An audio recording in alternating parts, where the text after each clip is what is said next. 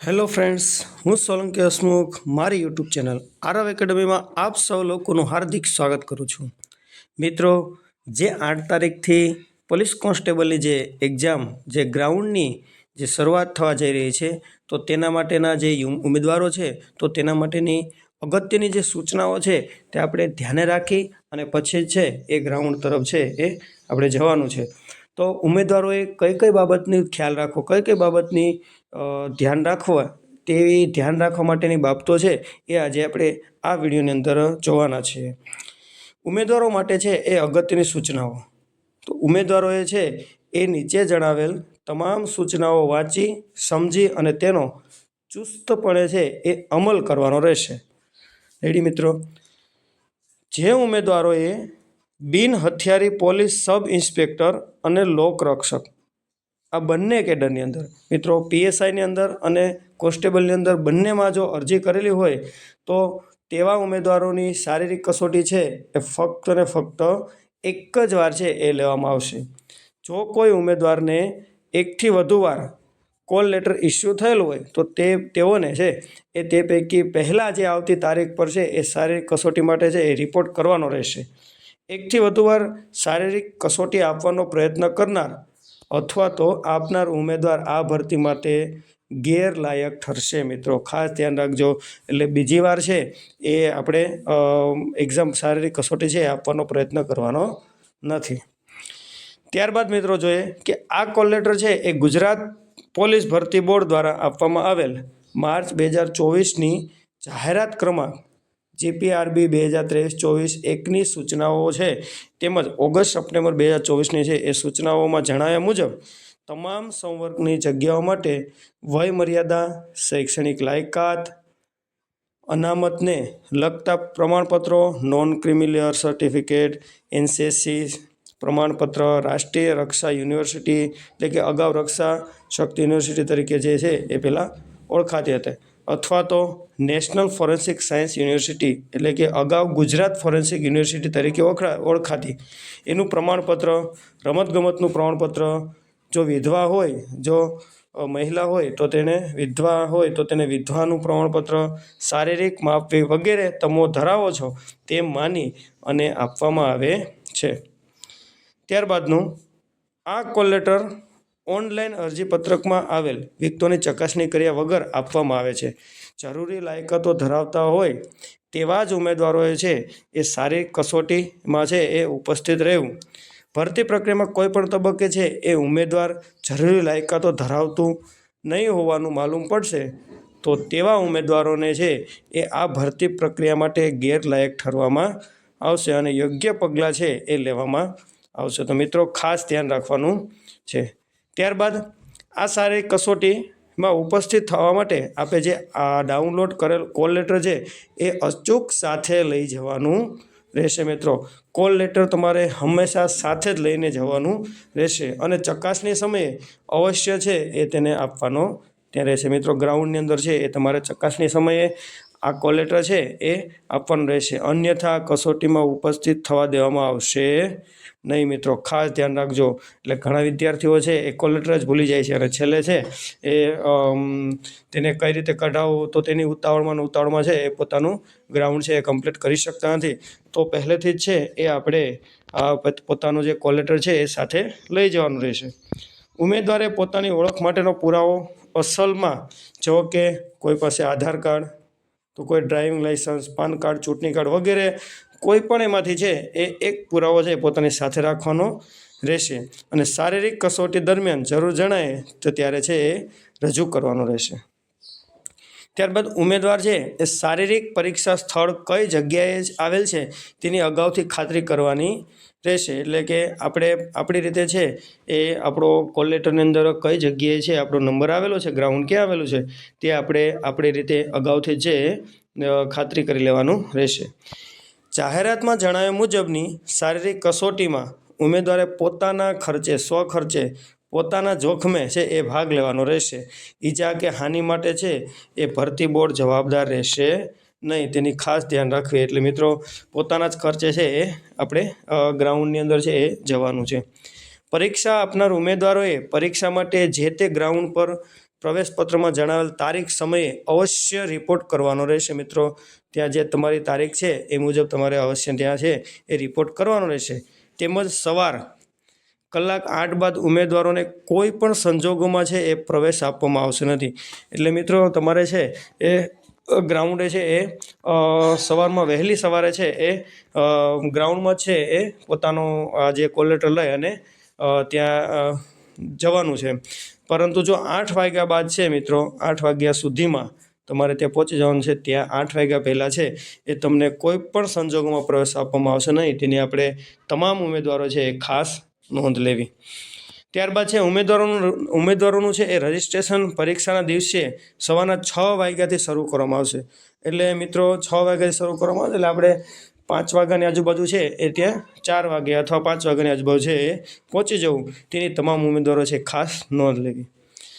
ઉમેદવારોના biometric registration કરવાનું હોવાથી ઉમેદવારોએ આંગળીની ઉપર મહેંદી, કંકુ, ચંદન કે અન્ય કોઈપણ પ્રકારના રંગીન દ્રવ્યો લગાવવા નહીં તથા આંગળીઓ બરાબર સાફ કરીને જ આવવાનું રહેશે. મિત્રો મહેંદી, કંકુ, ચંદન જે મહિલા ઉમેદવાર છે તેના માટે ખાસ કે ભાઈ મહેંદી છે એ આપણે થોડોક દિવસ છે થોડાક ટાઈમ માટે આપણે હાથ ઉપર લગાવવાના નથી. કારણ કે જો તમારું બાયોમેટ્રિક કરવાનું હોવાથી ત્યાં છે તમારું આંગળી છે એ બાયોમેટ્રિકમાં નહીં આવે તો થોડો ઘણો પ્રોબ્લેમ થઈ શકશે. ત્યારબાદ ઉમેદવારે શારીરિક કસોટી છે એ ગુજરાત પોલીસ ભરતી બોર્ડની જાહેરાત અંગેની 1/4/2024માં સૂચનાઓ દર્શાવ્યા મુજબ છે એ નિયમોસાર દર્શાવેલ સમય મર્યાદામાં છે પૂરી કરવી ફરજિયાત છે મિત્રો. જે ઉમેદવાર નિયત સમય મર્યાદામાં શારીરિક કસોટી છે એ પૂર્ણ ન કરી શકે તે ઉમેદવાર આપોઆપ શારીરિક કસોટીમાં છે એ નાપાસ જાહેર થશે અને ત્યારબાદ શારીરિક માપ કસોટીમાં ભાગ લેવા પાત્ર ઠરશે નહીં મિત્રો. એટલે જે 25 કિલોમીટર છે 5 કિલોમીટર છે 25 મિનિટની અંદર તો અલગ અલગ કેટેગરી પ્રમાણે છે એ દોડ રાખેલી છે. તો તે મુજબ છે એ આપણે જે તમામ નિયમો છે એ પૂર્ણ કરવાના રહેશે.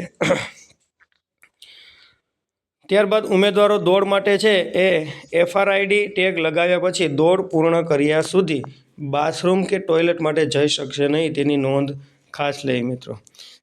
શારીરિક માપ અંગે ઉમેદવારને કોઈ વાંધો હોય તો ગ્રાઉન્ડ ઉપર ઉપલબ્ધ અપીલ બોર્ડને પણ છે તમે અપીલ કરી શકશો અને અપીલ બોર્ડનો નિર્ણય છે એ આખરી ગણાય તથા ઉમેદવાર ગ્રાઉન્ડ છોડ્યા બાદ અપીલ કરી શકશે નહીં. તો મિત્રો અમુક મિત્રોને ઊંચાઈનો પ્રોબ્લેમ હોય અને અમુક મિત્રોને છે વજન, તો આ બધી બાબતનું છે એ કંઈ પણ તમને અપીલ હોય તો તે ત્યાં અપીલ બોર્ડ છે તો ત્યાં તમારે છે એ અપીલ કરવાની રહેશે. અને જો ગ્રાઉન્ડની બહાર તમે નીકળી ગયા પછી છે તમારો અપીલ બોર્ડ છે એ કંઈ અપીલ તમે કરી શકશો નહીં. આ શારીરિક કસોટીમાં ઉમેદવારે મોબાઈલ કે અન્ય ઇલેક્ટ્રિક ઉપકરણ લઈને આવવું નહીં મિત્રો. ખાસ ધ્યાન રાખજો, મોબાઈલ કોઈ પણ ઇલેક્ટ્રિક ઉપકરણ સાથે લાવવું નહીં. અને જો આ છે સાથે લઈ જશો તો કોઈ પણ સંજોગોમાં તમને ગ્રાઉન્ડની અંદર છે એ પ્રવેશ કરવામાં દેવામાં આવશે નહીં. તેનું મિત્રો ખાસ ધ્યાન રાખવાનું છે.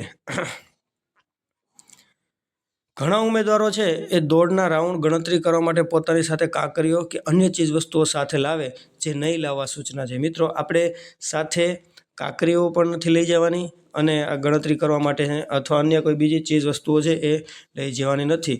ઉમેદવાર ઈચ્છે તો ભરતી બોર્ડ દ્વારા રબર છે એ બેન્ડ ગ્રાઉન્ડ ઉપર જ ઉપલબ્ધ કરવામાં આવશે. એટલે મિત્રો તમારે ઘરેથી છે એ રબર સાથે ગણવા માટે છે એ લઈ જવા હોય તો લઈ જઈ શકો છો, પરંતુ તે ભરતી બોર્ડ દ્વારા છે એ સુવિધા આપણને આપેલી જ હશે અને ત્યાં આપણને ઉપલબ્ધ રહેશે કે ભાઈ તમને રબર છે એ ગ્રાઉન્ડમાં જે રાઉન્ડ ગણવા માટે છે એ આપવામાં આવે છે. એટલે ખાસ રાઉન્ડ ગણવા માટે મિત્રો અમુક ઉમેદવારોને 12 રાઉન્ડ મારી અને તે બેઠી જાય છે અને અમુક 13 રાઉન્ડ હોય છે તો છેલ્લા રાઉન્ડ સુધી તેને તો એ રીતે હોય છે કે ભાઈ મારે તો પૂરા થઈ ગયા છે, પરંતુ એક રાઉન્ડ માટે થઈને છે એ નાપાસ જાહેર થઈ શકે છે.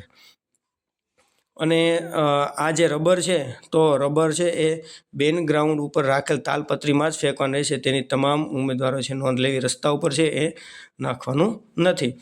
જો કોઈ ઉમેદવાર કોઈ પણ ડ્રગ્સનું કેફી દ્રવ્ય તથા નુકસાનયુક્ત ગોળીનું સેવન કરીને શારીરિક કસોટી આપતા હોય તો એ ગેરરીતિ અને ગેરશિસ્ત આચરતા ગણાશે. તો તેવા ઉમેદવારોની છે એ ઉમેદવારી રદ કરવામાં આવશે અને કાયદેસરની કાર્યવાહી કરવામાં આવશે. અને ભવિષ્યની ભરતીઓ માટે પણ એ ગેરલાયક ઠરવામાં આવશે. તો તેનું ખાસ ધ્યાન રાખવું મિત્રો. કોઈ પણ પ્રકારની ગેરશિસ્ત ન થવી જોઈએ. કોઈ પણ નશાયુક્ત ગોળીનું સેવન પણ નથી કરીને જવાનું નથી. ઉમેદવારના પરીક્ષા સ્થળ, તારીખ અને સમયમાં કોઈ ફેરફાર કરવામાં આવશે નહીં.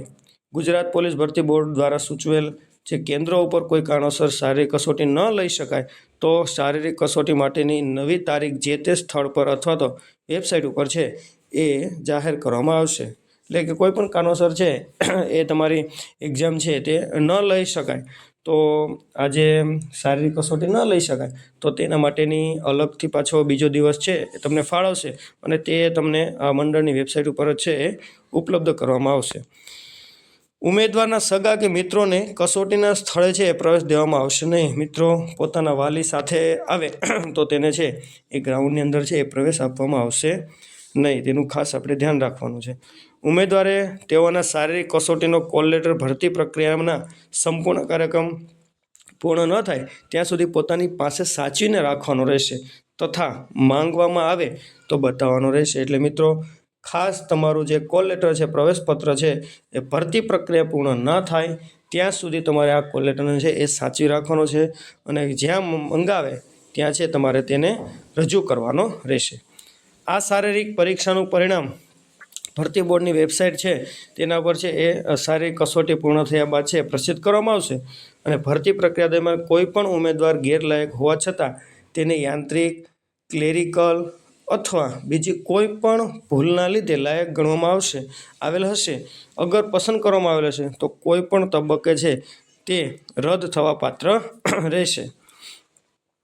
ત્યારબાદ શારીરિક ક્ષમતા કસોટી છે તથા શારીરિક માપદંડમાં ઉત્તીર્ણ થનાર ઉમેદવારોને છે એ નિયમો અનુસાર બિન હથિયારી પોલીસ સબ ઇન્સ્પેક્ટર અને લોકરક્ષક કેડરની આગામી પરીક્ષા માટે છે એ બોલાવવામાં આવશે. મિત્રો જ્યારે શારીરિક કસોટી માટે ઉમેદવાર છે એ લાયક ઠરી જાય છે અને પાસ થઈ જાય છે તો તેને આગળની જે કસોટી લેવાની છે, આગળની જે પરીક્ષા લેવામાં આવે છે તો તેના માટે થઈને બોલાવવામાં આવશે.